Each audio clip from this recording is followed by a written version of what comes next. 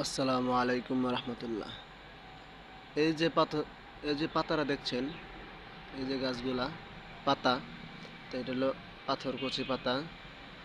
এইটা যদি আপনারা সকালে খালি পেটে প্রতিদিন প্রতিনিয়ত যদি খাইতে পারেন, ইনশাআল্লাহ আপনাদের পেটের যে পাথর, তারপর আপনাদের লিভার, কিডনি, ইনশাআল্লাহ সব সমস্যা এই একটা পাতায় সমাধান করবে ইনশাআল্লাহ। তো এই পাতার আল্লাহ পাক অনেক গুণাগুণ দিছে, যে গুণাগুণের তুলনা নাই কোনো।